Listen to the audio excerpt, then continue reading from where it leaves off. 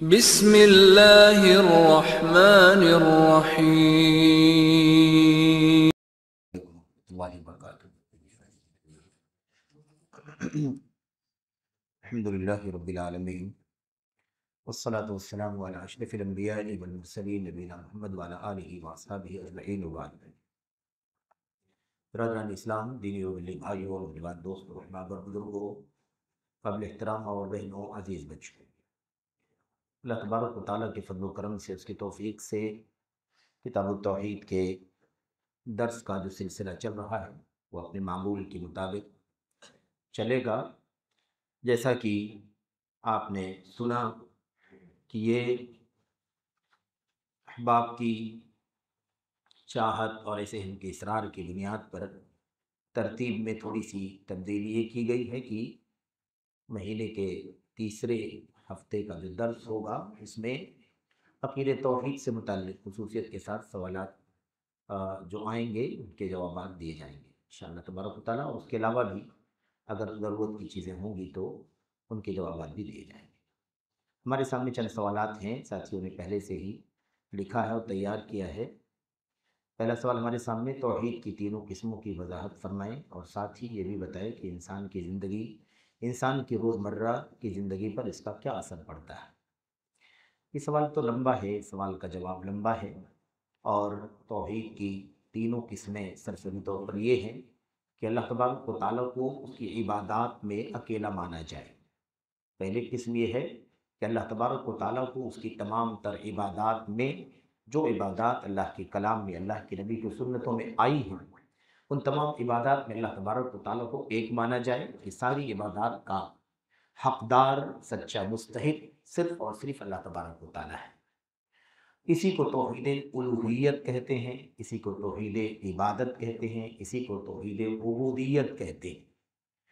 ایسے ہی توحید کی جو دوسری قسم ہے وہ یہ ہے کہ اللہ تبارک و تعالیٰ کو اس کے افعال میں ایک مانا جائے، اکیلا مانا جائے۔ جو بھی افعال، جو بھی کام اللہ تبارک و تعالیٰ کے ہیں، وہ کام صرف اور صرف اللہ تبارک و تعالیٰ ہی کے ہیں، اس میں اللہ تعالیٰ کا کوئی ساجی اور شریک نہیں ہے۔ افعال کیا ہیں؟ اس پوری کائنات کے اندر جو کچھ بھی رونما ہوتا ہے وہ اللہ تبارک و تعالیٰ کی ربوبیت کا حصہ ہے۔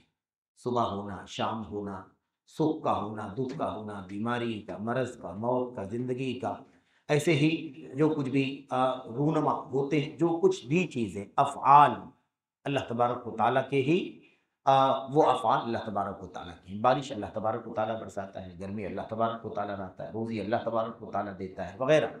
تو اس توحید کو توحید ربوبیت، رب والی توحید، اللہ تبارک و تعالیٰ رب ہے، یعنی دیکھ ریکھ، نگرانی، نگہداشت، اپنے بندوں کی تدبیر، تنظیم، یہ اللہ تبارک و تعالیٰ کی توحید کی دوسری قسم ہے۔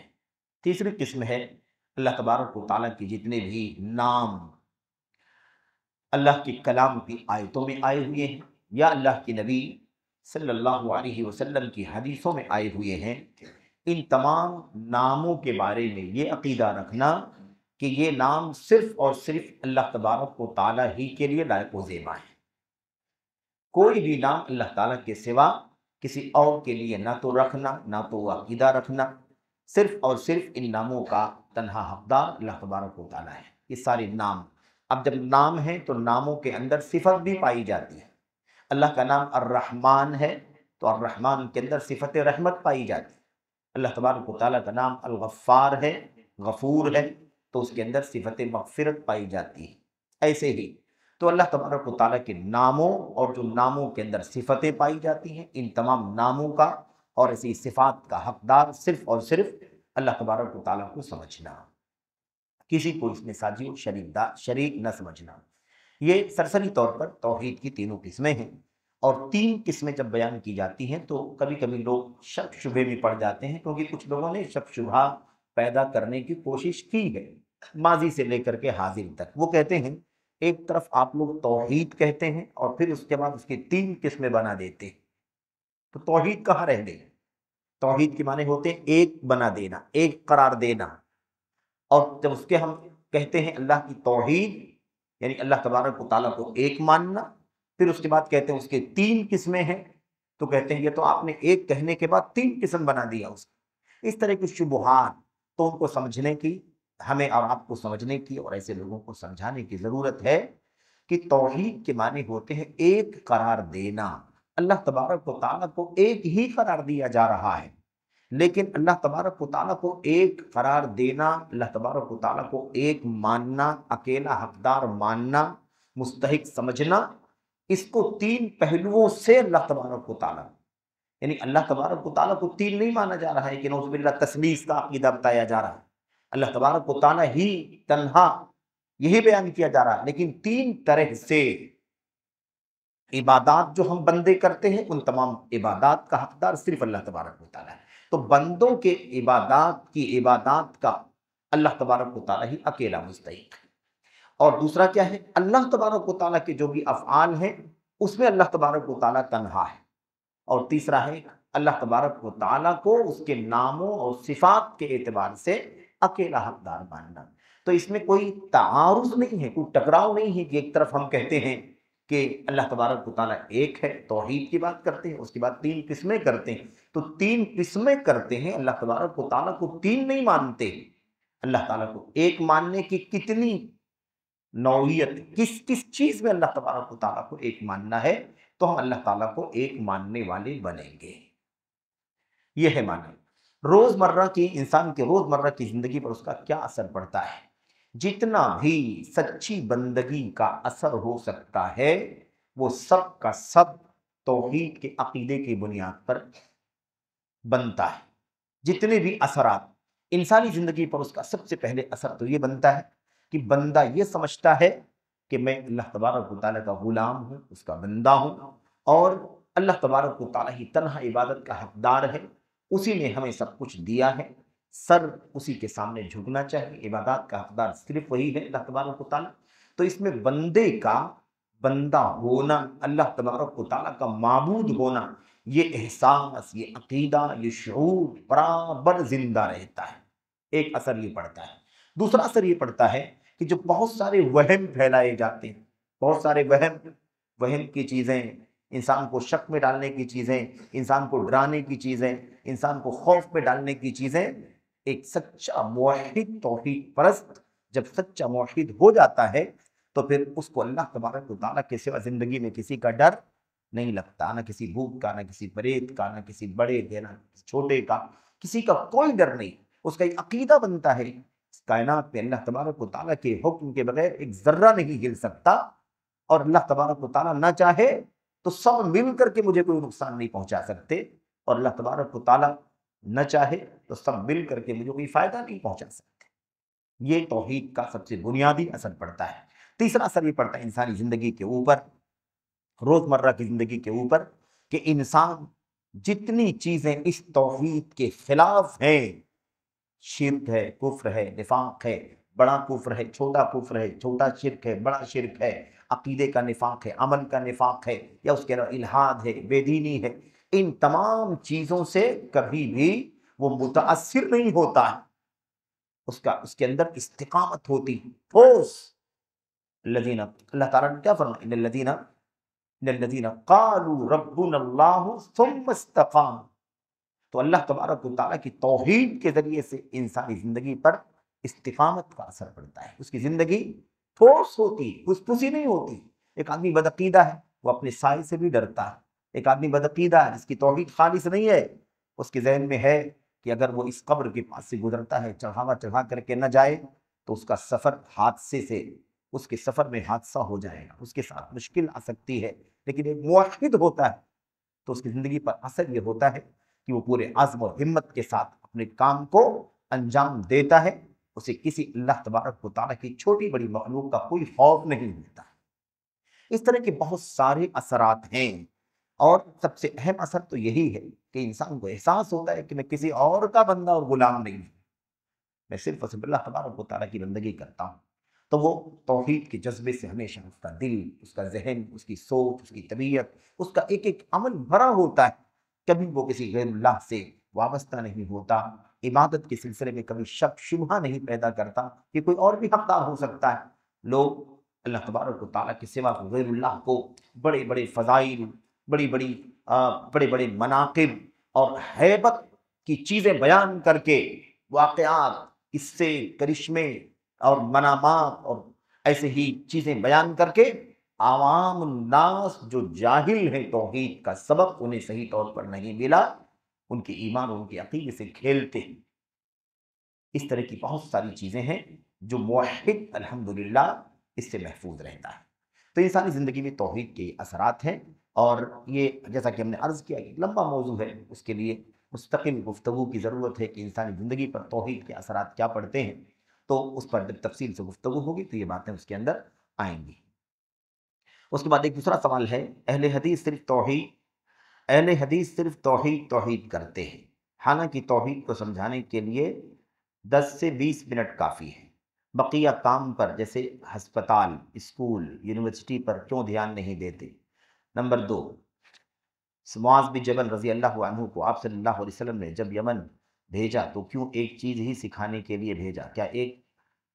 کیا ایک عالم ہر چیز نہیں بتا سکتا؟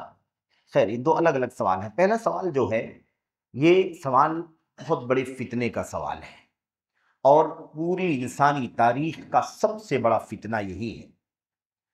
سب سے بڑا فتنہ یہ ہے کہ انسان کو اللہ تبارک و تعالیٰ کی توحید سے دور کرنے کا کام کیا جائے، اللہ تبارک و تعالیٰ کی توحید سے آشنا کرنے کے کام کو کنڈم کیا جائے، اسے حقیر سمجھا جائے، اسے مختلف انداز کے القاب سے، مختلف انداز کی کہہ لیجیے تان و تشنیع سے اس کو نوازا جائے۔ یہ وقت کا اور پوری تاریخ کا سب سے بڑا فتنہ ہے۔ اہل حدیث صرف توحید کرتے ہیں، اس لیے اہل حدیث توحید کرتے ہیں، اس لیے کہ اللہ کا کلام توحید کرتا ہے، قرآن کریم کی ایک ایک آیت توحید کرتی ہے، اللہ کی نبی علیہ السلام کی 23 سالہ دور نبوت کی زندگی توحید کرتی ہے، حضرات صحابہ کرام کی سیرت توحید کرتی ہے۔ اللہ کے انبیاء علیہ السلام کی اگر ماضی کی تاریخ دیکھ لیں تو حضرت نوح علیہ السلام کو 950 سال تک ہم صرف توحید کرتے ہوئے ہی سنتے ہیں۔ حضرت ہود علیہ السلام توحید کرتے رہے، حضرت صالح علیہ السلام توحید، حضرت مدین کے شعیب علیہ السلام توحید کرتے رہے، حضرت ابراہیم خلیل اللہ علیہ السلام، حضرت موسیٰ، حضرت عیسیٰ، حضرت یوسف، تمام انبیاء علیہ السلام توحید ہی کرتے رہے۔ آخری نبی محمد الرسول اللہ صلی اللہ علیہ وسلم اپنی زندگی کا شاید کوئی گھنٹہ نہیں گزرا ہوگا جس میں آپ نے توحید کی دعوت نہ دی۔ اس لیے اہل حدیث توحید کرتے ہیں۔ آپ کہنا کیا چاہتے ہیں؟ اہل حدیث کیا کریں؟ کیا توحید کرنا چھوڑ دیں؟ توحید کی دعوت دینا چھوڑ دیں؟ آخر کیوں اس طرح کا سوال ہوتا ہے کہ اہل حدیث توحید کرتے ہیں؟ میرے بھائیوں، اس لیے توحید کرنا ضروری ہے، اس کی دعوت دینا ضروری ہے کہ توحید اگر انسان کی زندگی میں نہیں ہے تو اس کی پوری عمر بھر کی نیکیاں اللہ تبارک و تعالیٰ برباد کر دے گا، ضائع کر دے گا پوری عمر۔ پھر کوئی یہ نہیں کہہ سکتا 60 سال کی نیکی ہے، 70 سال کی نیکی ہے، 100 سال کی نیکی ہے، 2000 سال کی نیکیاں ہو، اللہ کی توحید کے بغیر کوئی عمل قبول نہیں ہوگا۔ اور اس توحید کے بغیر وہ جو جھوٹی تمنائیں لوگ لگا کے بیٹھتے ہیں وہ سب بیکار ہیں۔ سفارش کریں گے، فلاں بخشوا لیں گے، فلاں کے دامن سے لگ جائیں گے، وغیرہ وغیرہ جو امیدیں لگا کر کے لوگ بیٹھے ہیں، اس توحید کے بغیر کچھ نہیں ہو سکتا۔ اس توحید کے بغیر کچھ بھی ممکن نہیں ہے۔ اگر کچھ بھی حاصل ہونا ہے اللہ تبارک و تعالیٰ کے ہاں، اگر سفارش ملنی ہے، امید ہے، تو توحید کی بنیاد پر ہی سفارش ملے گی۔ آپ کے پاس نماز، روزے، حج و زکوٰۃ، صدقات، خیرات کا پہاڑ اکٹھا ہو جائے، اگر توحید آپ کے پاس نہیں، آپ کے ایمان میں، آپ کی توحید میں خلل ہے، شرک کی ملاوٹ ہے، تو ساری زندگی پہاڑوں کے برابر نیکیاں کرنے کے باوجود بھی اللہ تبارک و تعالیٰ کسی بھی بندے کو اس بات کی اجازت نہیں دے گا کہ آپ کی سفارش کرے، اس لیے کہ سفارش ملنے کے لیے اللہ تبارک و تعالیٰ کی توحید شرط، توحید سب سے پہلی شرط ہے۔ جس کے ہاں توحید نہیں ہے وہ نہ تو اس کا کوئی یار، نہ تو کوئی مددگار، نہ تو اس کی نماز، نہ تو اس کا روزہ، نہ تو اس کی سفارشی، نہ تو اس کے اولیاء، نہ تو اس کے صالحین، کوئی بھی کچھ بھی کام نہیں آئیں گے، نہ دولت ہوگی، نہ پیسہ ہوگا، نہ کوئی یار ہوگا، نہ مددگار ہوگا، نہ اللہ کی رحمت ہوگی، جنت حرام ہوگی، جہنم واجب ہوگی۔ اس لیے توحید کرنا ہی ضروری ہے، اس لیے کہ اور گناہوں کے ساتھ مر بھی جائیں گے تو اللہ تبارک و تعالیٰ اس توحید کی برکتوں سے جنت میں داخل فرما دے گا۔ لیکن توحید اگر زندگی میں نہیں ہوگی تو عمر بھر کی نیکیاں اللہ تبارک و تعالیٰ ہوا منصورہ، اللہ تبارک و تعالیٰ اسے گرد و غبار اور دھول کی طرح سے اڑا دے گا۔ اس لیے اہل حدیث توحید کرتے ہیں، اور اسی لیے اب یہ ایک طرح کی شہادت بھی ہے۔ یہ جو سوالات ہیں آپ کے سامنے شہادت بھی ہے، میں اکثر کہتا بھی ہوں، ہمارے علماء بھی ہمیشہ کہتے ہیں کہ پوری دنیا میں اسلام کے نام لیواؤں میں اگر کوئی خالص توحید کی دعوت دینے والا ہے تو وہی جماعت ہے جسے اللہ تبارک و تعالیٰ نے جماعت اہل حدیث ہونے کا شرف عطا فرمایا ہے۔ اس لیے یہ بات اچھی طرح سے جان لینے کی ضرورت، سب کی ذمہ داری ہے، سب کو چاہیے کہ توحید کی دعوت دیں۔ یا قوم اعبدوا اللہ ما لکم من الہ غیرہ، یہی بات نوح علیہ السلام نے، یہی بات ہود علیہ السلام نے، یہی بات صالح علیہ السلام نے، یہی بات شعیب علیہ السلام نے، اے میری قوم کے لوگوں اعبدوا اللہ، اللہ کی عبادت کرو، وَلَا تُشْرِكُوا بِهِ شَيْئًا، اور اللہ تعالیٰ کے ساتھ کسی اور کو شریک نہ کرو، نہ ٹھہراؤ۔ ما لکم من الہ غیرہ، تمہارے لیے اللہ کے سوا کوئی سچا معبود نہیں، اسی کی دعوت دیتے رہے۔ اسی لیے اہل حدیث دعوت دیتے ہیں۔ اللہ کے نبی صلی اللہ علیہ وسلم نے فرمایا تھا، مجھے اللہ تبارک و تعالیٰ، حدیث کا ترجمہ کر رہا ہوں، اللہ کے نبی صلی اللہ علیہ وسلم نے کیا فرمایا؟ بعثت بین یدی الساعۃ بالسیف حتی یعبد اللہ وحدہ، مجھے قیامت سے پہلے تلوار دے کر کے بھیجا گیا ہے تاکہ میں اللہ تبارک و تعالیٰ کی توحید کا دنیا میں بول بالا کر دوں، صرف اللہ کی عبادت کی جائے، اس لیے مجھے اللہ تبارک و تعالیٰ نے بھیجا ہے۔ امرت ان اقاتل الناس حتی یشہدوا ان لا الہ الا اللہ، مجھے اس بات کا حکم دیا گیا ہے کہ میں لوگوں سے لڑتا ہوں، زبان سے، ہے نا، زبان سے، دعوت سے، درس سے، خطاب سے، اور جب حالات آ جائیں ایسے، ظروف ایسے ہو جائیں کہ میدانی کارزار میں بھی جمع ہونے کی نوبت آ جائے، تو مجھے حکم دیا گیا ہے کہ میں لڑتا رہوں حتی یقول یشہد ان لا الہ الا اللہ، یہاں تک کہ دنیا والے انسان اس بات کی گواہی دے کہ اللہ کے سوا کوئی سچا معبود نہیں ہے۔ تو یہ اس لیے اہل حدیث توحید کرتے ہیں۔ توحید کو سمجھانے میں 10 سے 20 منٹ کافی ہیں۔ تو سوال یہ پیدا ہوتا ہے کہ 950 سال نوح علیہ السلام کو کیوں لگ گئے؟ 23 سال نبی محترم صلی اللہ علیہ وسلم کو کیوں لگ گئے؟ 23 سال تک اللہ کے نبی نے توحید کی دعوت دی ہے۔ کوئی یہ نہیں کہہ سکتا کہ مکے کے 13 سال اللہ کے نبی صلی اللہ علیہ وسلم نے توحید کی دعوت دی ہے اور مدینہ جب آ گئے اللہ کے نبی تو 10 سال تک آپ نے توحید کی دعوت نہیں دی، اس لیے کہ مسلمان تھے، وہ اسلامی نظام تھا، اسلامی حکومت تھی۔ نہیں، اللہ کے نبی صلی اللہ علیہ وسلم کی کوئی صبح و شام نہیں گزری ہوگی جس میں اللہ کے نبی صلی اللہ علیہ وسلم نے توحید کی دعوت نہ دی۔ سوال یہ پیدا ہوتا ہے 10-20 منٹ اگر توحید سمجھنے کے لیے کافی ہے تو سوال یہ پیدا ہوتا ہے کہ 10-20 منٹ تو پتہ نہیں کب گزر چکے، پھر آج تک قوم شرک کیوں کر رہی ہے؟ توحید سے بغاوت کیوں کر رہی ہے؟ مزارات کیوں آباد ہیں؟ قبریں کیوں آباد ہیں؟ غیر اللہ کے سجدے کیوں ہو رہے ہیں؟ غیر اللہ کے سامنے ہاتھ کیوں اٹھ رہے ہیں؟ غیر اللہ کے سامنے سر کیوں جھک رہے ہیں؟ غیر اللہ کے سامنے لوگ کیوں آخر اپنی مرادوں کا سوال کر رہے ہیں؟ کیوں قبروں مزاروں پر بھیڑ لگی ہوئی ہے؟ آخر 10 سے 20 منٹ ہی کافی ہیں، تو پتہ نہیں کب 10 سے 20 منٹ گزر گئے۔ تو سمجھ میں کیوں نہیں آیا؟ کیوں نہیں سمجھ میں آیا؟ یاد رکھیں، یہ دھوکہ ہے، دھوکہ، دنیا کا بدترین دھوکہ ہے کہ کوئی آپ سے کہے کہ توحید 10-20 منٹ کافی ہے۔ کیا توحید لگائے رہتے ہو؟ توحید تو 10-20 منٹ ان میں سمجھانا کافی ہے۔ میں کہتا ہوں اس طرح کی بات کرنے والا خود توحید کو بالکل نہیں سمجھتا، کاش وہ سمجھتا کہ توحید کیا ہے تو ایسی باتیں نہ کرتا۔ یہ دراصل وقت کے فتنوں میں سے ایک فتنہ ہے، توحید کی دعوت کو، توحید کی تعلیم کو، توحید کے درس کو حقیر بنانے کی کوشش کرنا۔ اچھا، اس کے مقابل میں جو دوسرا مسئلہ ہے وہ کیا ہے؟ بقیہ کام پر جیسے ہسپتال، اسکول، یونیورسٹی پر کیوں دھیان نہیں دیتے؟ یہ بتائیے کہ ہاسپٹل اور اسکول اور یونیورسٹی پر دھیان دینے کی بات ہے، اس کے لیے کیا لگتا ہے بھائی؟ پیسے لگتے ہیں نا، دولت لگتی ہے، پیسے لگتے ہیں، 10-20-50 کروڑ یا اس کے علاوہ ارب 2 ارب روپے لگتے ہیں، تو الحمدللہ لوگوں کو اللہ نے پیسے دے رکھے ہیں، وہ ٹرسٹ بنائیں، سوسائٹیاں بنائیں، کمیٹیاں بنائیں، رجسٹریشن کرائیں اور اسکول قائم کریں، ہاسپٹل قائم کریں، کون منع کرتا ہے؟ جن کو اللہ تبارک و تعالیٰ نے امت کو گمراہی سے نکال کر، شرک و کفر سے نکال کر توحید کی دعوت دینے کے لیے پیدا کیا ہے، امت کے علماء طلباء کو اللہ نے یہ وراثت دی ہے، نبوت سے وراثت ملی ہے کہ نبوت کے علم کو امت تک پہنچانا ہے۔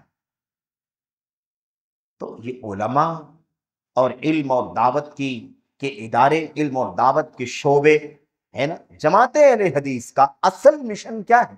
اصل مشن یہ امت کو شرک و کفر سے نجات دلا کر، انہیں کفر و شرک سمجھا کر کہ یہ کفر و شرک ہے، اس سے بعد آ جاؤ، ایک اللہ کی توحید کا سبق، خالص توحید کا پیغام ان تک پہنچانا، خالص سنت کا پیغام پہنچانا، امت کو انحرافات سے، ضلالت سے، گمراہی سے، شرک سے، بدعات سے اور دیگر گمراہیوں سے نکال کر اللہ تعالیٰ کے سچے دین پر، جو توحید اور سنت کا اور صحابہ کرام کے مشن کا دین ہے، اس پر لانا، یہ جماعت اہل حدیث کا کام ہے۔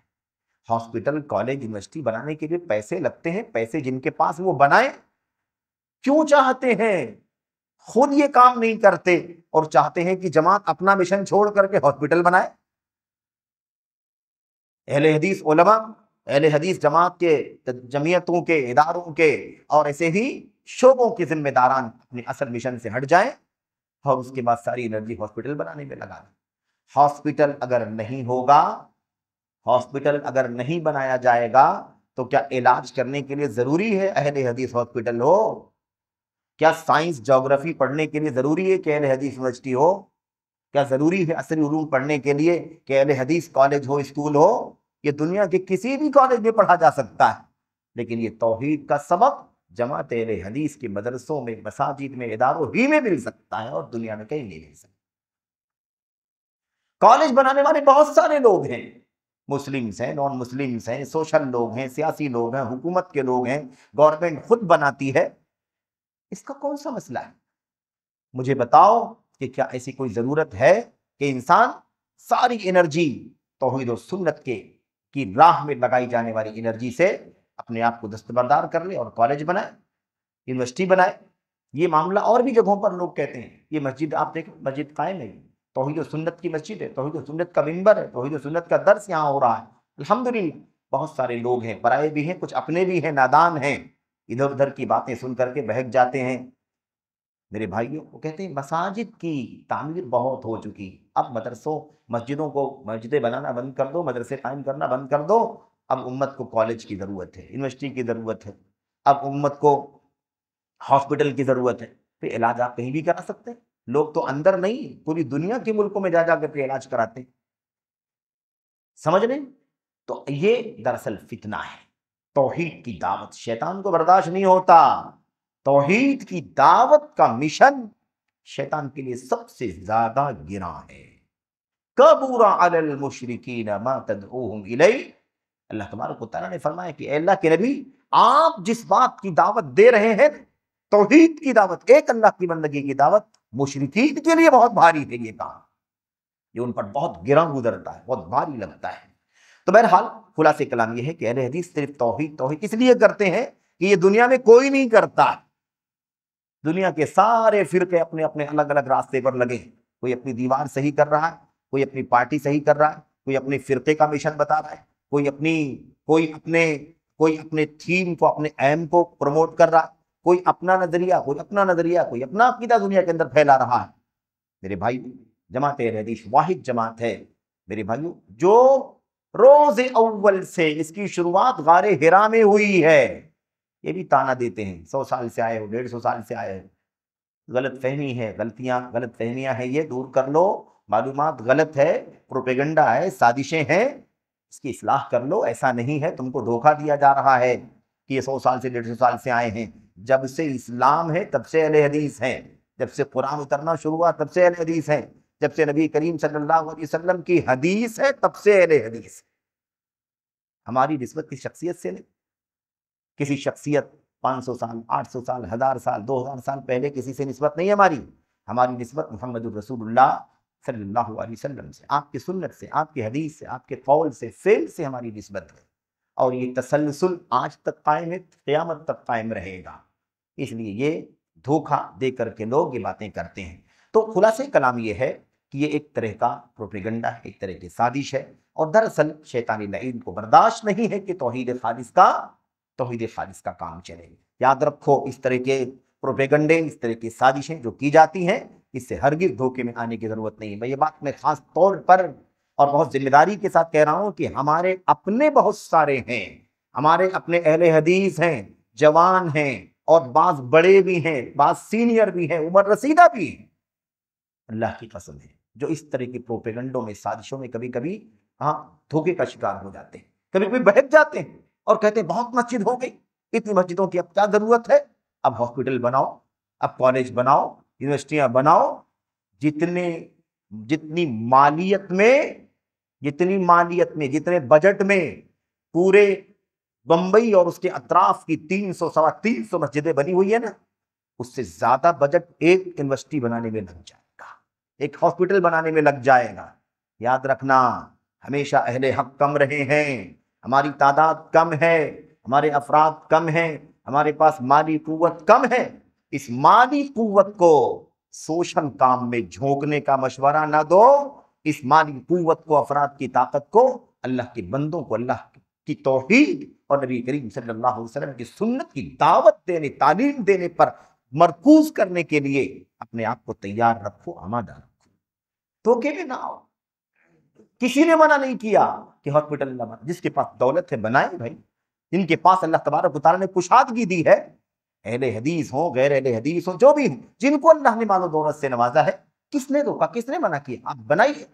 اکیلے نہیں بنا سکتے، 10 لوگ، 20 لوگ مل کر کے، 50 لوگ مل کر کے بنائے، جن کو اللہ نے طاقت دی، اکٹھا ہو جائے، 10-20-50 کروڑ کا بجٹ قائم کریں، ہاسپٹل قائم کریں، یونیورسٹیاں قائم کریں، کالجز بنائیں، کسی نے روکا نہیں ہے۔ یہ ٹکراؤ کیوں پیدا کرتے ہو؟ یہ کیوں آ جاتا ہے کہ ہم یہ کام کرتے ہیں، وہ کیوں نہیں کرتے؟ آپ کیا کرتے ہیں؟ آپ اپنی ذمہ داریاں سمجھیں۔ یہ کام اللہ کے نبی صلی اللہ علیہ وسلم کی حدیث ہے، انما العلماء ورثۃ الانبیاء، علماء انبیاء علیہ السلام کے وارث ہیں، اور انبیاء علیہ السلام کی پہلی دعوت کیا تھی؟ پہلی دعوت توحید کی دعوت، رد شرک کی دعوت تھی، کیونکہ انبیاء جانتے تھے کہ اس سے پہلے کوئی بات کہنا انسان کے حق میں، امت کے حق میں انصاف نہیں ہوگا، کیونکہ ہم نے کسی اور نیکی بھلائی کی دعوت دے دی، توحید کی دعوت نہ دی، دوسری بات کی دعوت دے دی، نماز کی، روزے کی دعوت دے دی، اور نماز جان کر کے، روزہ جان کر کے اس کی موت ہو گئی، توحید کا پیغام نہیں پہنچا تو بغیر توحید کی دعوت کی دنیا سے چلا جائے گا۔ اس لیے توحید کی دعوت دینا سب سے پہلا واجب، التوحید اولا، توحید سب سے پہلے، توحید سب سے پہلے۔ تو بہرحال یہ اہل حدیث اسی لیے توحید کی دعوت دیتے ہیں، آپ بھی توحید سیکھیں، توحید کا علم حاصل کریں، توحید کی دعوت دیں۔ رہی بات ہاسپٹل اور سوشل کام کی، تو اس پر دھیان دینے کا کام جس کا ہے ان کو دینا چاہیے، ان کی ذمہ داری ہے، وہ سمجھیں کہ اپنی ذمہ داری ادا کیوں نہیں کرتے، یہ ان کا کام ہے۔ معاذ بن جبل کو اللہ کے نبی نے بھیجا تو ایک ہی چیز سکھانے کے لیے بھیجا، ایک عالم ہر چیز نہیں بتا سکتا۔ معاذ بن جبل رضی اللہ تعالیٰ عنہ اللہ کے نبی کے صحابی ہیں، چوٹی کے امام ہیں، صحابہ کے علماء صحابہ میں سے ہیں، اعلمہم بالحلال والحرام۔ اللہ کے نبی نے فرمایا تھا صحابہ کرام میں سب سے زیادہ حلال اور حرام کا علم رکھنے والے کون ہیں؟ معاذ بن جبل۔ تو اللہ کے نبی صلی اللہ علیہ وسلم نے معاذ بن جبل کو بھیجا تھا۔ ہم نے پوری تفصیل پڑھی ہے، ساری حدیث اور اس کے مسائل بہت، میں سمجھتا ہوں کئی ہفتوں میں ہم نے پڑھا ہے، شاید ہو سکتا ہے وہ باتیں سامنے سے نہ گزری ہوں، یا کسی بھائی نے سوال کیا ہے جس کے سامنے وہ ساری چیزیں نہ ہو۔ تو میں بتانا یہ چاہتا ہوں کہ معاذ بن جبل کو اللہ کے نبی نے ایک ہی چیز بتانے کے لیے نہیں بھیجا تھا، اللہ کے نبی نے ایک ہی چیز بتانے کے لیے نہیں بھیجا تھا، آپ نے توحید بتانے کے لیے، سب سے پہلے توحید بتانے کے لیے بھیجا۔ جب توحید کا پیغام مل جائے، مان لیں، ہے نا، توحید کا اقرار کر لیں، تب اللہ کے نبی نے فرمایا کہ نماز کا حکم دینا، صلاۃ کا، نماز اور صلاۃ جس کو ہم کہتے ہیں، جب اس کو مان لیں تو انہیں زکوٰۃ کا حکم دینا۔ اس طرح سے اللہ کے نبی نے بالترتیب فرمایا تھا۔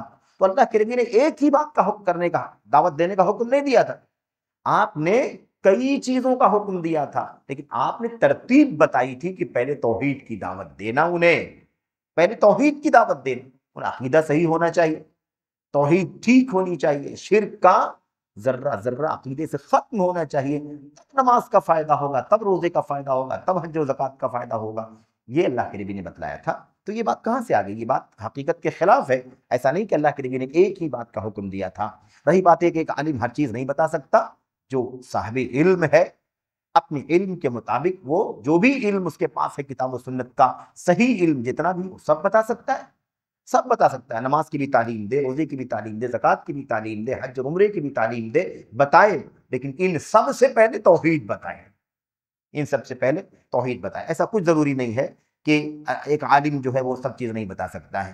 جس کے پاس جتنا علم ہے وہ اپنے علم کے مطابق ہر چیز کی رہنمائی کر سکتا ہے۔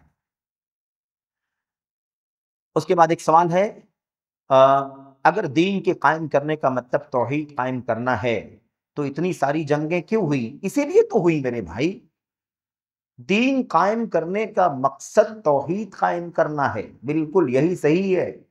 دین قائم کرنے کا مطلب اللہ کی توحید قائم کرنا، اللہ تبارک و تعالیٰ کے دین اور شریعت کو نافذ کرنا۔ شروعات کہاں سے ہوگی؟ توحید قائم کرنے سے ہوگی۔ جنگیں کیوں ہوئی؟ اسی لیے تو جنگیں ہوئی کہ توحید قائم کرنا تھا۔ لوگ شرک میں مبتلا تھے، باپ دادوں کے راستے پر تھے، باپ دادا شرک کر رہے تھے، ہے نا؟ جب اللہ کے نبی صلی اللہ علیہ وسلم نے توحید کی دعوت دی، اللہ کے نبی صلی اللہ علیہ وسلم نے توحید کا پیغام اللہ کے بندوں تک پہنچایا، تو ان لوگوں نے کیا کہا؟ نہیں، ہمیں ایک اللہ کی بات، ایک اللہ کی عبادت کی دعوت کی بات تو ہم نہیں مانیں گے۔ کیوں؟ اِنَّا وَجَدْنَا آبَاءَنَا عَلَىٰ أُمَّةٍ وَإِنَّا عَلَىٰ آثَارِهِم مُقْتَدُونَ، اس لیے کہ ہم نے اپنے باپ دادوں کو اسی طریقے پر پایا ہے۔ لات کی پوجا، منات کی پوجا، عزا کی پوجا، ہبل کی پوجا، ہمارے باپ دادا ان دیوی دیوتاؤں کی پوجا کیا کرتے تھے، تو ہم نے اپنے باپ دادوں کو ایک طریقے پر پایا ہے، ہم اس سے ہٹیں گے نہیں، ہم اس سے نہیں ہٹیں گے۔ یہ حالت تھی، اسی لیے اللہ کے نبی علیہ السلام نے ان سے جنگیں کی۔ تو جنگیں اسی لیے ہوئی ہے۔ یہ سوال پتہ نہیں کس حساب سے کسی بھائی نے کیا ہے، بات سمجھنے کی ہے کہ اگر سوال کس طرح ہونا چاہیے، بتاؤں میں آپ کو، سوال اس طرح سے ہونا چاہیے تھا کہ اگر اللہ کے نبی علیہ السلام اور دیگر انبیاء علیہ السلام کے ساتھ ساتھ نبی کریم صلی اللہ علیہ وسلم کا اصل مشن توحید کا نہ ہوتا تو اتنی جنگیں کیوں ہوئی؟ توحید ہی کی دعوت تھی، اسی لیے جنگیں ہوئی ہیں۔ تو مسئلہ سمجھنے کا کیا ہے؟ سمجھنے کا یہ ہے کہ جنگیں اسی لیے ہوئی ہیں کہ لوگ توحید نہیں بلکہ شرک کی راہ پر چل رہے تھے، بت پرستی کرتے تھے، باپ دادا کے دین پر چلتے تھے، اس لیے توحید ہی کا جھگڑا تھا، اللہ تبارک و تعالیٰ کی، ایک اللہ تبارک و تعالیٰ کی عبادت اور بندگی کا جھگڑا تھا۔ اسی لیے ہم نے وہ بھی پڑھا ہے، نبی کریم صلی اللہ علیہ وسلم جب جنگ کے میدان میں آمنے سامنے ہو جاتے تھے نا، تو بھی جنگ شروع کرنے سے پہلے پھر ایک بار توحید کی دعوت دیا کرتے تھے، پھر ایک بار کیا کرتے تھے؟ توحید کی دعوت دیا کرتے تھے۔ ہم نے پڑھا جنگ خیبر کے واقعے میں علی بن ابی طالب رضی اللہ تعالیٰ عنہ، اللہ کے نبی نے کیا فرمایا؟ آپ نے فرمایا جب تم ان کے آنگن میں پہنچ جانا فَادْعُهُمْ إِلَى الْإِسْلَامِ، تو انہیں پھر جنگ شروع کرنے سے پہلے ایک بار پھر اسلام کی دعوت دیں۔ اسلام کیا ہے؟ توحید۔ اسلام کیا ہے؟ اسلام کی شروعات کہاں سے ہوتی ہے؟ توحید سے، اشہد ان لا الہ الا اللہ واشہد ان محمد، یہاں سے شروعات ہوتی ہے۔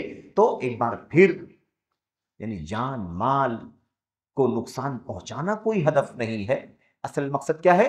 اللہ کے بندوں کو توحید کا پیغام پہنچ، اگر توحید کا اقرار کر لیتے ہیں تو واپس آ جاؤ، پھر جنگ نہیں ہونی ہے، پھر کسی جان مال پر حملہ کرنا، نقصان پہنچانا حرام ہوگا اللہ تبارک و تعالیٰ کے دین۔ تو یہ ہے، جنگیں اسی لیے ہوئی ہیں، اس لیے کہ لوگ توحید کے بجائے شرک پر چل رہے تھے، شرک کا خاتمہ کرنے کے لیے جنگیں ہوئی ہیں۔ سوال، مصلحت کے تحت علم چھپانا جائز ہے، تو پھر مصلحت کے تحت علم چھپانا جائز ہے، تو پھر مصلحت کے تحت کسی برائی یا فتنے پر خاموش رہنا کیسا ہے؟ مصلحت کے تحت علم چھپانے کی بات ہے نا، یہ مصلحت صاحب علم جان سکتا ہے، صاحب علم جو ہوگا نا وہ سمجھے گا، علم چھپانے کا نہیں، علم ظاہر کرنے کا حکم ہے۔ علم چھپانے کی مذمت آئی ہوئی ہے، علم چھپانے کی مذمت آئی، من کتم علما علمہ الجم یوم القیامت بلجام من النار، اللہ کے نبی نے فرمایا جس نے کسی علم کو چھپایا، جس کا علم ہے اس کے پاس، جس کے پاس علم ہے اس کے باوجود اس نے کیا کیا؟ علم چھپایا، تو اللہ کے نبی نے فرمایا قیامت کے دن اسے آگ کی لکیر پہنائی جائے۔ تو وعید ہے علم چھپانے کی۔ تو علم چھپانا نہیں ہے بلکہ علم ظاہر کرنا ہے۔ ہاں ہوتا کیا ہے، کبھی صاحب علم کو یہ اندازہ لگتا ہے قوم کے لوگوں کا علم کمزور ہے، ان کا ذہن ابھی کمزور ہے، فلاں بات ہو سکتا ہے ابھی ہضم نہ کر سکیں، فتنے میں پڑ جائیں، کبھی کوئی آدمی دھوکے میں پڑ جائے، کبھی کچھ کا کچھ سمجھ لے، کیونکہ عقل اور سوجھ بوجھ ابھی کمزور ہے۔ تو اس بنیاد پر بعض چیزوں کو صاحب علم وقت اور حالات کے مطابق بیان کرتا ہے، پہلے مرحلے میں نہیں بیان کرتا ہے، اس کے بعد میں بیان کرتا ہے جب محسوس کرتا ہے کہ اب قوم کو سمجھانے بتانے میں کوئی حرج نہیں ہے۔ تو اس طرح سے اگر کوئی مسئلہ ہے تو ٹھیک ہے، جیسا کہ حضرت معاذ بن جبل رضی اللہ تعالیٰ عنہ نے یہ کام کیا تھا۔ اللہ کے نبی علیہ السلام سے جب کہا کہ اللہ کے نبی صلی اللہ علیہ وسلم جب آپ کہہ رہے ہیں کہ اللہ تبارک و تعالیٰ نے اپنے اوپر یہ واجب کر لیا ہے کہ جو شخص شرک نہ کرے، اللہ کی توحید پر قائم رہے، شرک نہ کرے، اللہ تبارک و تعالیٰ اسے عذاب نہ دے، اللہ تعالیٰ اسے عذاب نہیں دے گا۔ جو اللہ تعالیٰ نے اپنے اوپر کیا کر لیا ہے، اللہ تعالیٰ کے اوپر بندوں کا حق کیا ہے کہ جو بندے شرک نہ کریں اللہ تبارک و تعالیٰ انہیں عذاب نہ دے۔ اب یہ بات اللہ کے نبی نے بیان فرمائی تو حضرت معاذ بن جبل رضی اللہ تعالیٰ نے کہا اللہ کے نبی کیا میں لوگوں کو اس کی خوشخبری نہ دے دوں؟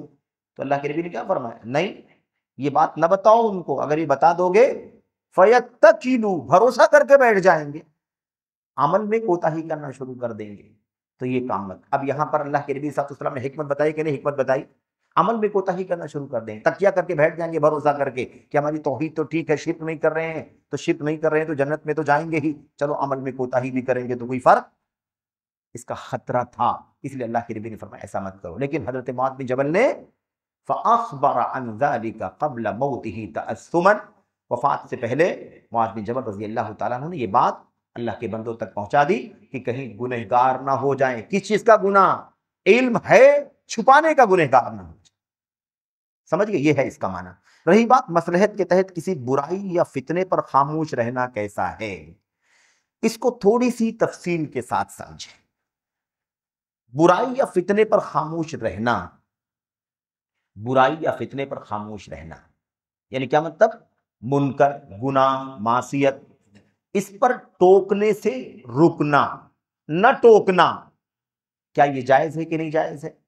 اس سلسلے میں ہم اور آپ کو یہ جاننا چاہیے کہ امر بالمعروف اور نہی عن المنکر، بھلائی کا حکم دینا اور برائی سے روکنا، یہ ان دونوں کاموں کے شریعت میں اصول ہیں۔ بھلائی کا حکم دینا ہے، بھلائی کا حکم دینا ہے، اب بھلائی کا حکم دینا ہے دیں ہم، لیکن اگر آپ کو ایسا لگے کہ یہاں فتنہ ہے، ماحول ہے، جھگڑا کرنے والے ہیں، ہے نا، یا مثال کے طور پر دنگا کر دیں گے، جان مال کو نقصان پہنچانے والے قسم کے لوگ ہیں، اگر آپ یہاں پر بھلائی کا حکم دیں گے تو ایسا اندیشہ ہے تو ابھی آپ رک جائیں، ابھی آپ رک جائیں۔ ایسے ہی کسی فتنے کے خوف سے یا کسی برائی یا فتنے پر خاموش رہنا، ایک برائی آپ دیکھ رہے ہیں، شرک کر رہے ہیں لوگ، قبروں پر مزاروں پر بھیڑ لگی ہوئی ہے، لیکن اگر آپ ان قبروں پر مزاروں پر جا کر کے آپ توحید کی بات کریں، شرک کے خلاف اگر آپ اعلان کریں تو خطرہ ہے کہ نہیں خطرہ ہے؟ بہت بڑے فتنے کا اندیشہ ہے، اس کے نتیجے میں تو جان، مال، آبرو اور لمبی لمبی جنگوں کی نوبت آ جاتی ہے۔ تو ایسی صورت میں یہ کہہ سکتے ہیں کہ کسی فتنے کی وجہ سے آدمی بر وقت خاموش رہے، لیکن خاموش زبان سے، دل کے اندر اس کی نفرت باقی رہے، شرک سے نفرت، مشرکین سے نفرت، سمجھ رہے ہیں، جن کو شریک کیا جا رہا ہے ان سے نفرت، ان تمام چیزوں میں ہمارے دل کے اندر نفرت ہونی چاہیے۔ اگر ہاتھ سے ممکن ہو تو آدمی ہاتھ سے ہٹا دے کہ ہٹاؤ لے جاؤ، یہ شرک یا کام ہے، نہیں کر سکتے۔ اگر اس کی طاقت نہ ہو تو آدمی زبان سے کہہ دے کہ یہ شرک ہے، یہ حرام ہے، مت کرو یہ کام، ایک اللہ کی عبادت کرنا واجب ہے، یہ شرک یا کام ہے، غیر اللہ کی پرستش کرنا حرام ہے دین کے اندر، اس پر تمہاری موت ہو جائے گی تو ہمیشہ ہمیشہ کے لیے جہنم رسید ہو جاؤ گے۔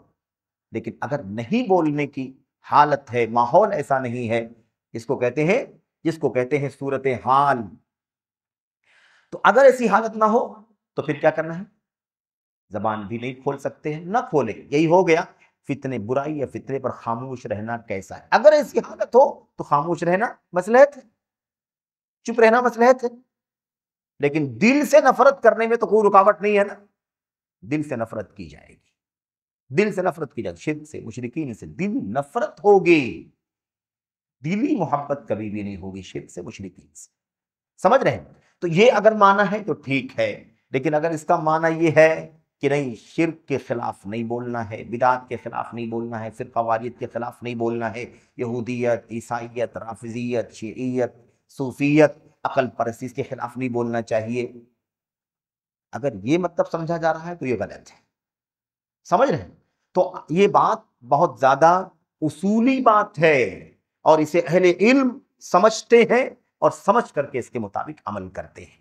ایسے عمومی طور پر یہ نہیں کہہ سکتے کہ بھئی یہاں مصلحت نہیں ہے، یہاں مصلحت نہیں، یہاں جیسے آج کل مثال کے طور پر اب توحید کی دعوت دینے کا کام، شرک کے خلاف بات کرنے کا کام، اب یہاں آپ مسجد میں بیٹھ کر کے توحید سمجھا رہے ہیں، شرک سے منع کر رہے ہیں، اس میں کون سی مشکل ہے بھائی؟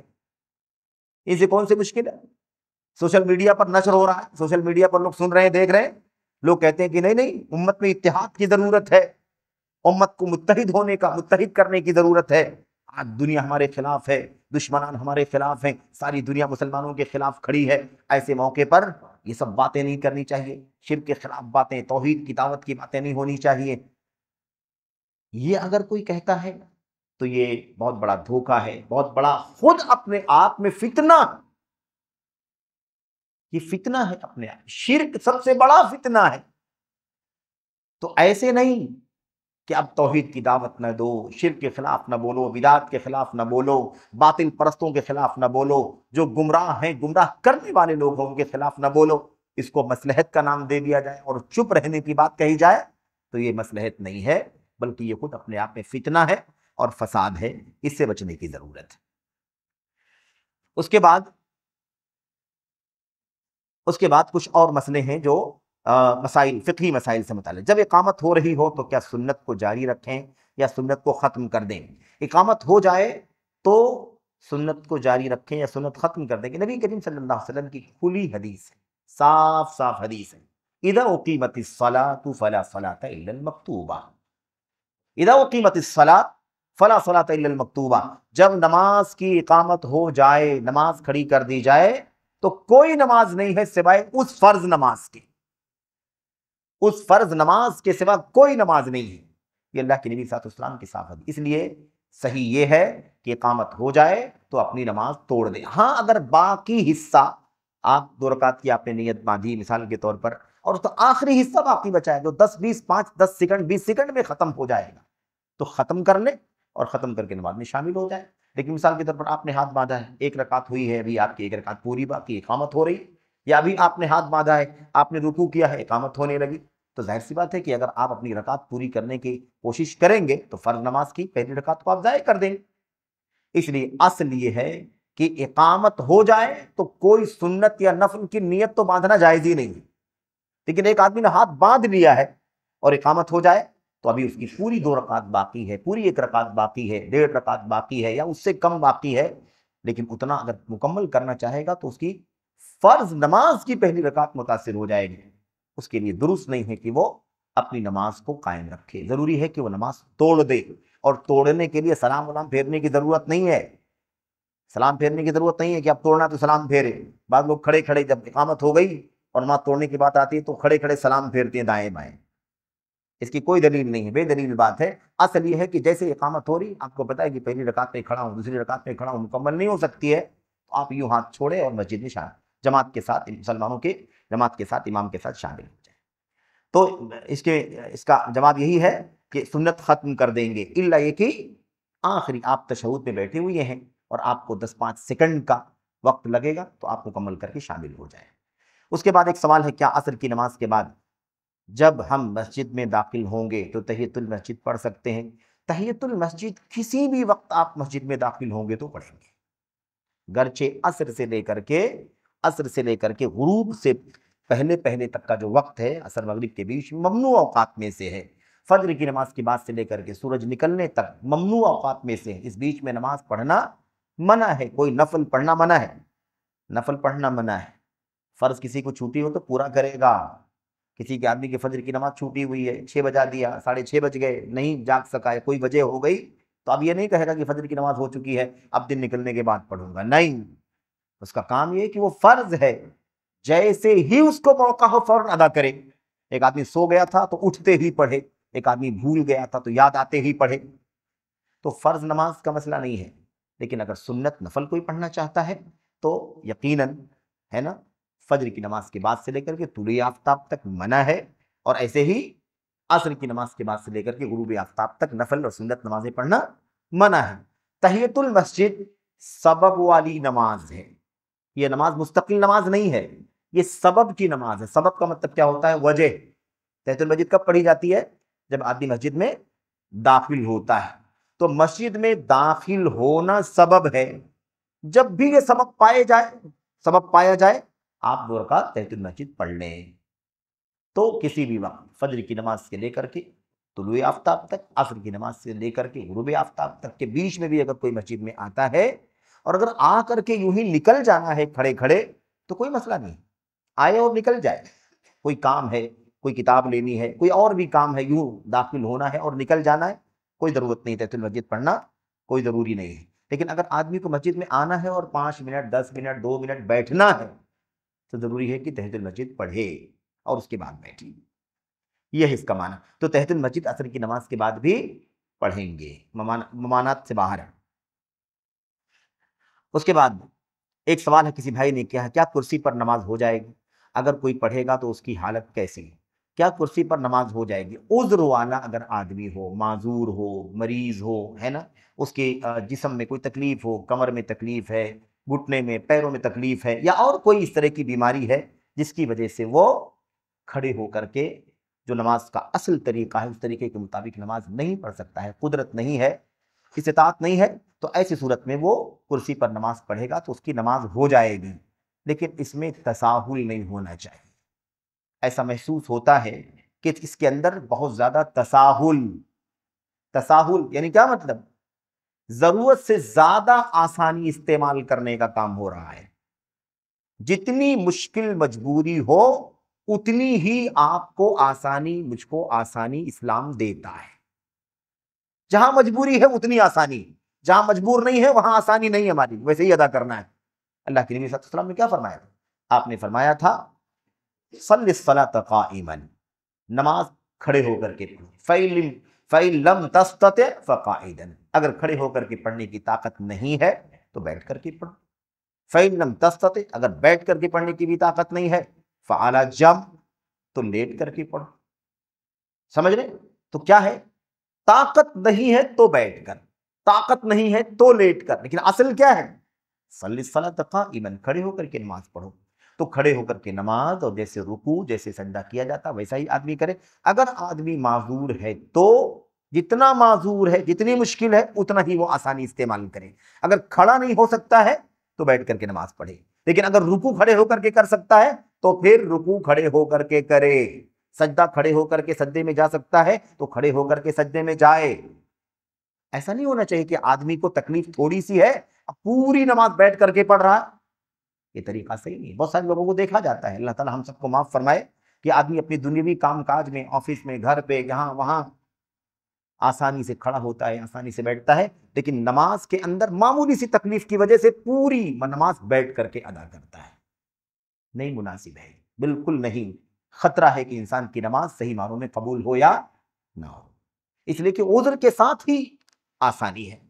تو یہ ہے، کرسی پر نماز ہو جائے گی، لیکن ضروری ہے کہ وہ واقعی معذور ہو، کرسی پر بیٹھ کر پڑھنا اس کی مجبوری. اور بات آئی کہ جتنا الضرورات تقدر بقدرها، مجبوری ہے اس لیے کرسی پر بیٹھ کر کے پڑھنا ہے. تو جتنی مجبوری ہے اتنی ہی رخصت، جہاں مجبوری نہیں ہے وہاں پر رخصت نہیں ہے. اس لیے جو کھڑے ہو سکتا وہ کھڑے ہو، جو نہ کھڑے ہو سکتا وہ بیٹھے. جو کھڑے ہو کر کے رکوع کر سکتا ہے وہ کھڑے ہو کر کے رکوع کرے، جو مکمل سجدہ کر سکتا ہے وہ مکمل سجدہ کرے، کرسی پر بیٹھ کر کے سجدہ نہ کرے. یہ اشارہ ہے کہ جتنی طاقت ہو اتنا ضروری ہے کہ وہ ادا کرے. اگر کوئی پڑھے گا تو اس کی حالت کیسی ہو؟ اس کی حالت یہی ہوگی کہ اس کی جو کرسی ہے، کرسی کا جو پیچھے والا ہے نا، جو پایا ہے وہ صف کے برابری میں ہوگا. کرسی کا پچھلا والا حصہ، یہ پیچھے کے جو پائے ہوتے ہیں نا، یہ صف کے برابری میں رکھے جائیں گے، اور یہ آگے والے جو پائے ہوں گے وہ آگے ہوں گے۔ یعنی ایسا کوئی نہیں کرے گا کہ آگے والے حصے کو، کرسی کے اگلے پیروں کو صف سے ملا دے اور پیچھے والے پائے پیچھے والی صف میں دکھائی دیں، یہ درست نہیں ہے، اس لیے کہ اسے یہ صف کاٹنے کا سبب بنے گا، صفوں میں دراڑ پیدا کرنے کا سبب بنے گا۔ پیچھے جب لوگ نمازی نماز پڑھنے کے لیے آئیں گے تو آپ بتائیے کہ اس ایک آدمی کی جگہ کو چھوڑنا پڑے گا کہ نہیں چھوڑنا پڑے گا؟ تو صف کٹ جائے گی۔ اللہ کے نبی صلی اللہ علیہ وسلم نے سخت تاکید فرمائی ہے کہ صفوں کو ملانا ضروری ہے، جو صفوں کو کاٹے اللہ اس کو کاٹے، تو صف کو ملانا ضروری ہے۔ صف مکمل نہیں تو نماز مکمل نہیں۔ اس لیے یہ نہیں سوچنا ہے کہ میں آگے ہوں، میرے پیر آگے جا رہے ہیں۔ آپ کا پیر آگے جا رہا ہے عذر کی وجہ سے جا رہا ہے، آپ نے کرسی پر بیٹھ کر کے نماز پڑھنے کا جو کام کیا ہے عذر کی وجہ سے آپ نے کیا ہے، آپ معذور ہیں۔ اس لیے آپ کو یہ نہیں سوچنا ہے کہ میرے پیر بھی نہیں، آپ کے پیر نہیں بلکہ آپ کی کرسی کے پیر کے ساتھ صف کی ترتیب کرسی کی پیر کے ساتھ ہوگی، اور جو کرسی کی وجہ سے بغل کے نمازیوں کے پیر نہیں ملتے، یہ دیکھنے میں نہیں ملتے، حکم کے اعتبار سے اس کو ملنے کا ہی حکم لگایا جائے گا، اس لیے کہ عذر ہے۔ میں سمجھتا ہوں کہ بات واضح ہوگی۔ سوال، تشہد میں شہادت کی انگلی مسلسل حرکت دیں گے یا نہیں؟ اس سلسلے میں نبی کریم صلی اللہ علیہ وسلم کی جو حدیث ہے یا جو حدیثیں ہیں اس کا خلاصہ یہ ہے کہ تشہد کی حالت میں انگلی کو اشارہ کریں گے اور دعاؤں کی جگہوں پر ہلکی حرکت دیں گے۔ سمجھ رہے ہیں نا؟ دعاؤں کی جگہوں پر اللہ کے نبی کی حدیث میں کیا آیا ہوا ہے؟ حدیث میں آیا ہوا ہے کان اذا جلس فی التشہد، جب اللہ کے نبی تشہد میں بیٹھتے تھے تو آپ 53 کی گرہ لگاتے تھے، یہ تینوں انگلیوں کو موڑ لیتے تھے، ہے نا، اور انگشت شہادت کی انگلی سے آپ اشارہ کرتے تھے۔ روایت میں کیا ہے؟ یشیر بہا، آپ اس انگلی کے ذریعے سے اشارہ کرتے تھے، یدعو بہا ویحرکھا، آپ اس کو حرکت دے کر کے اس کے ذریعے دعا کرتے تھے، حرکت دے کے دعا کرتے تھے، دعا کر کے حرکت دیتے تھے۔ یعنی کیا مطلب؟ دعائیہ الفاظ پر اللہ کے نبی حرکت دیتے تھے۔ حرکت کا مطلب معمولی حرکت ہے، ادب اور شرافت کے ساتھ حرکت ہے، یعنی جو جلدی لوگ بہت سارے لوگ کرتے ہیں، یہ مناسب نہیں ہے، اور اس کو حرکت دینا نہیں کہتے ہیں، یوں نیچے اور ایسے اوپر کرنا اس کو حرکت دینا نہیں کہتے، اس کو پست کرنا، بلند کرنا کہتے ہیں۔ حرکت اپنی جگہ پر ہوتی ہے، دعائیہ الفاظ جب آ جائیں اللہم صلی علی محمد تو آپ معمولی سے حرکت دے دیں، وعلی آل محمد اللہم بارک علی محمد، سمجھ رہے ہیں؟ بطور مثال ہے یہ۔ تو دعائیہ الفاظ پر ہلکی حرکت، یہ اللہ کے نبی صلی اللہ علیہ وسلم کی حدیث کا خلاصہ۔ بعض روایتوں میں آیا ہوا ہے کہ اللہ کے نبی انگلی سے اشارہ کرتے تھے، یہ اشارہ ہے اور یہ حرکت ہے، ہلانا، حالانکہ ہلانے کے ساتھ بھی اشارہ اور ہلانے کو بھی اشارہ ہی کرنا کہتے ہیں، لیکن اشارے کے ساتھ ہلانا، بعض روایتوں میں آتا ہے کہ اللہ کے نبی علیہ السلام اشارہ کرتے تھے، حرکت نہیں دیتے تھے، ہلاتے نہیں تھے۔ واضح رہنا چاہیے کہ یہ جو لفظ ہے حدیث کا یہ ضعیف ہے۔ جس روایت میں لفظ آیا ہوا ہے کہ لا یحرکھا، آپ ہلاتے نہیں تھے، وہ روایت ضعیف ہے۔ حافظ ابن القیم رحمۃ اللہ علیہ نے بھی ضعیف قرار دیا ہے، اور علامہ البانی رحمۃ اللہ علیہ نے بھی ضعیف قرار دیا ہے۔ حرکت نہ دینے والی روایت ضعیف ہے، حرکت دینے والی روایت صحیح ہے، اس لیے حرکت دی جائے گی، لیکن حرکت ہلایا کیسے جائے گا؟ ہینن لینن۔ امام علامہ البانی رحمۃ اللہ علیہ فرماتے ہیں کہ انگلی کو حرکت کیسے دیں گے تشہد کی؟ ہینن لینن، یعنی مطلب ایک دم اطمینان سے، ایک دم آرام سے، اور کہتے ہیں خفضاً ورفعاً نہیں بلکہ معمولی اشارہ۔ اس طریقے سے انگلی، شہادت کی انگلی کو مسلسل حرکت دیں گے۔ جی بالکل صحیح یہی ہے کہ مسلسل پوری تشہد میں بیٹھنے سے لے کر سلام پھیرنے سے پہلے تک، یا اگر بیچ والا تشہد ہے تو تیسری رکعت کے لیے اٹھنے تک کیا کریں گے؟ انگلی کو اشارہ کریں گے، اور دعا کے الفاظ پر، دعا کی جگہوں پر کیا کریں گے؟ اسے ہے نا آسانی کے ساتھ، نرمی کے ساتھ اشارہ، حرکت دیں گے۔ اس کے علاوہ جو بہت سارے بھائیوں کے ہاں طریقہ موجود ہے کہ انگلی کو تشہد میں بھی انگلی کو بند رکھتے ہیں، انگلی کو بند رکھتے ہیں یا جھکا کر کے رکھتے ہیں، گھٹنے پر رکھتے ہیں۔ جب اشہد اللہ تشہد کے اندر آتا ہے جب درود تحیات کے اندر جب اشہد اللہ آتا ہے تب انگلی کو اٹھاتے ہیں، اور الا اللہ کہنے پر انگلی کو گرا دیتے ہیں۔ یہ اور یہ اس طرح کی اور جو شکلیں بہت سارے لوگوں کے ہاں پائی جاتی ہیں، علامہ البانی رحمۃ اللہ علیہ نے پوری صراحت کے ساتھ لکھا ہے کہ اس طرح کی کوئی بھی تفصیل کہ فلاں جگہ اٹھانا ہے، فلاں جگہ گرانا ہے انگلی کو، ایسی کوئی دلیل اللہ کے نبی علیہ السلام سے نہیں موجود ہے۔ جو دلیل ہے وہ عام دلیل ہے۔ تشہد کی حالت میں اللہ کے نبی انگلی کا اشارہ کرتے تھے، دعاؤں کی جگہوں پر آپ اسے اطمینان کے ساتھ حرکت دیتے تھے۔ اس کے بعد کیا مسجد میں کسی کے بیمار ہونے کا اعلان کرنا کہ ان کی شفا کے لیے دعا کروانا یا میت کی مغفرت کے لیے دعا کروانا کر سکتے ہیں یا نہیں کر سکتے ہیں؟ یہ چیز جائز ہے۔ اس کا جو عمومی جواب ہے وہ یہ ہے کہ جائز ہے۔ خرید فروخت، لین دین، بزنس، کاروبار، یہ تو اسلام کے اندر جائز نہیں ہے۔ مسجد کے اندر کاروبار، اللہ کے نبی نے فرمایا کوئی کسی کو سنے، کوئی کسی کو دیکھے، یبیع او یبتاع، کوئی بیچ رہا ہے، کوئی خرید رہا ہے، تو بد دعا کرے کہ اللہ ان کے لین دین میں منافع نہ فرمائے، برکت نہ دے، تو وہ تو غلط ہے۔ لیکن اگر ضرورت پڑ گئی، کوئی معاملہ ہو گیا، صرف اطلاع کہ فلاں شخص کی موت ہو گئی ہے اور اس کی نماز جنازہ کا یہ وقت ہے، مثال کے طور پر اطلاع دینا جائز ہے۔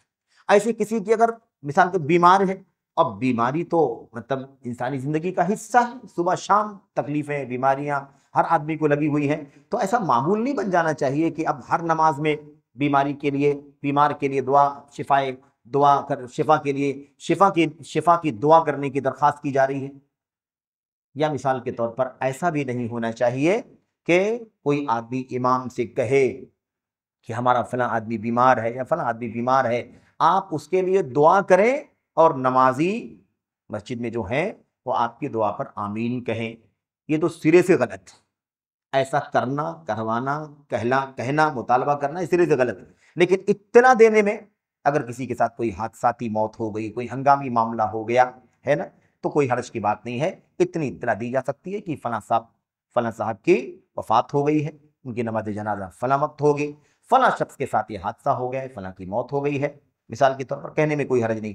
یا یہ بھی بتانے میں بسا اوقات کوئی حادثاتی معاملہ ہو گیا ہو، کوئی سیریس مریض ہو گیا ہو، تو وہ اگر درخواست کرے کہ آپ لوگوں کو اطلاع دے دیجیے کہ فلاں کی طبیعت بہت زیادہ ناساز ہے اور اس کی شفا یابی کے لیے دعا کی درخواست کر دیں، کرے نہیں دعا کرے اور لوگ آمین کہیں نہیں، لوگوں کو اطلاع مل جائے کہ وہ دعا کریں، تو اتنی گنجائش ہے۔ لیکن ایک معمول نہیں بن جانا چاہیے۔ اگر معمول بن جائے گا تو بدعت کے دائرے میں آ جائے۔ اس کو بدعت اضافی کہا جاتا ہے۔ فی نفسی مریض کے لیے دعا کرنا جائز، شریعت کے اندر دعا کرنے کی درخواست کرنا جائز، سب صحیح ہے۔ لیکن اگر نماز کے اندر ایک معمول بنا لیا جائے گا کہ نماز کے بعد باقاعدہ اعلان ہوتا ہے، جب دیکھو تب ایک دو مریضوں کا، جب دیکھو تب ایک دو مریضوں کا، یہ معمول نہیں بننا چاہیے۔ معمول بنے گا تو بدعت کے دائرے میں آنے کا خطرہ ہے، اس لیے اس سے بچنے کی ضرورت ہے۔ ایک غیر عالم کے لیے کہنا کیسا ہے جو مجھے معلوم ہے تمہیں نہیں معلوم ہے؟ غیر عالم ہے تو علم ہے نہیں اس کے پاس، تو اسے معلوم کیا ہے؟ وہ خود اگر صاحب علم نہیں ہے تو کیسے یہ کہہ سکتا ہے کہ مجھے بہت کچھ معلوم ہے، آپ کو نہیں معلوم ہے؟ قل هل يستوي الذين يعلمون والذين لا يعلمون، اللہ فرماتا ہے کہ آپ ان سے پوچھئے کہ علم والا اور جاہل دونوں برابر ہو سکتے؟ ایسے کیسے ہو سکتا ہے؟ تو جو ایسا کہے کہ جو مجھے معلوم ہے تمہیں نہیں معلوم ہے، اسے چاہیے کہ دعا کرے کہ اللہ تبارک و تعالیٰ اسے یہ بھی جاننے کی توفیق عطا فرمائے کہ وہ یہ بھی نہیں جانتا ہے کہ مجھے کیا کہنا چاہیے۔ اس لیے ایسا کہنا بالکل درست نہیں ہے، اور اسی طرح کے معاملات کی وجہ سے لوگ علم سے دور رہتے ہیں۔ علم آدمی کب حاصل کرتا ہے؟ جب اسے احساس ہوتا ہے کہ اس کو علم کی ضرورت ہے۔ اگر آدمی سمجھ لے کہ مجھے سب کچھ معلوم ہے تو کیوں علم حاصل کرے گا؟ سمجھ رہے ہیں؟ اس لیے علم حاصل کرنے کے لیے ضروری ہے کہ آدمی کو احساس ہو کہ مجھے علم حاصل کرنا ہے۔ لیکن ایک جاہل اگر سوچے مجھے سب معلوم ہے تو کیوں علم حاصل کرے گا؟ میں لوگوں کو دینی مجلس، ایک سوال اور ہے، میں لوگوں کو دینی مجلس کی طرف بلاتا ہوں، کافی وقت ہو گیا نا، میں لوگوں کو دینی مجلس کی طرف بلاتا ہوں تو وہ کہتے ہیں کہ کیا ضروری ہے دینی مجلس میں بیٹھنا؟ ہمیں کام کام بھر کا آتا ہے، ہمیں کام بھر کا آتا ہے، ہم اس پر عمل کرتے ہیں، باقی ہم بہت بزی رہتے ہیں، کبھی موقع ملے گا تو دیکھیں گے۔ ایسے لوگوں کے لیے اللہ تعالیٰ سے دعا کریں، توفیق مانگیں کہ اللہ تعالیٰ ان کو علم کی مجلسوں سے جڑنے کی توفیق عطا فرمائے۔ کام بھر کا کتنا ہوتا ہے اس کو نہیں معلوم ہے، اس کو کام بھر کا کتنا ہوتا ہے اس کو نہیں معلوم ہے، اس کو کچھ نہیں معلوم ہے۔ جس کو بہت کچھ معلوم ہے اس کو بھی کچھ نہیں معلوم ہے۔ تو یہ سمجھ لیں مجھے کام بھر کا آتا ہے، اس کو نہیں معلوم ہے کہ کام بھر کسے کہتے ہیں۔ اس لیے ضروری ہے کہ لوگ اپنے وقت میں سے خاص طور پر علم حاصل کرنے کے لیے وقت نکالیں، اپنا عقیدہ، اپنا ایمان، اپنا عمل، اس کی اصلاح کرنے کے لیے ضروری ہے، یقیناً ضروری ہے دینی مجلسوں میں بیٹھنا۔ دینی مجلس میں بیٹھے بغیر علم حاصل نہیں ہو سکتا۔ آپ یہاں بیٹھتے ہیں، یہ دروس جو لائیو چلتے ہیں نا، اگر آپ صرف لائیو سے جڑ جائیں گے، علم کی مجلسوں میں آ کر کے نہیں بیٹھیں گے، تب بھی آپ کو وہ علم حاصل نہیں ہوگا جو حاصل ہونا چاہیے۔ اصل علم مجلسوں میں بیٹھ کر کے ہی حاصل ہوتا ہے۔ کیوں؟ اللہ کے نبی علیہ السلام نے مساجد کے اندر یا مجلسوں، علم کی مجلسوں کا تذکرہ فرمایا ہے۔ علم کی مجلسوں کی فضیلت ہے، اس لیے ضروری ہے کہ ہم علم کی مجلسوں سے جڑ کر کے علم حاصل کریں۔ کیا غیر فرقے کی نماز، روزہ، حج اور زکوٰۃ وغیرہ اللہ کے ہاں قابل قبول ہوگا؟ غیر فرقہ نہیں، واضح ہے۔ غیر فرقے کا مطلب کیا ہوتا ہے؟ جس کا ایمان، جس کا عقیدہ، جس کی توحید سلامت ہے، اس کی عبادات کو اللہ تبارک و تعالیٰ قبول فرمائے گا، ہمیں اس کی امید ہے۔ لیکن جس آدمی کا عقیدہ صحیح نہیں ہے، توحید صحیح نہیں، جس کے یہاں شرک کی ملاوٹ، بڑا شرک، جس کی ہے نا، یہ بہت بنیادی مسئلہ ہے، جس آدمی کی توحید سلامت نہیں ہے، شرک کی ملاوٹ ہے، اس کے نماز، روزے، حج و زکوٰۃ قبول نہیں ہوں گے۔ اس لیے کہ اللہ تبارک و تعالیٰ فرماتا ہے وَقَدِمْنَا إِلَىٰ مَا عَمِلُوا مِنْ عَمَلٍ فَجَعَلْنَاهُ هَبَاءً مَنْثُورًا۔ یہ لوگ جو شرک کر کے آئے ہیں، ہم ان کے سارے اعمال کو برباد کر دیں گے۔ جس کا عقیدہ کتاب و سنت کے مطابق نہیں ہے، کیا اس کے اعمال اللہ کے یہاں قبول ہوں گے؟ کتاب و سنت کے مطابق نہیں ہے، یہ بھی اجمالی ہے، سرسری ہے۔ کتاب و سنت کے مطابق نہ ہونے میں بہت کچھ آتا ہے۔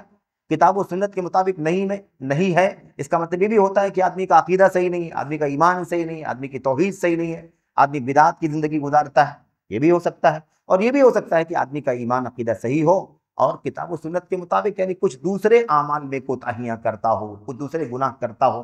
تو اگر ایمان و عقیدہ صحیح ہے، دوسرے کچھ گناہوں کے کام کرتا ہے، کتاب و سنت کے خلاف کرتا ہے، تو اللہ کی ذات سے امید ہے کہ اس کے اعمال اللہ کے یہاں قبول ہوں گے۔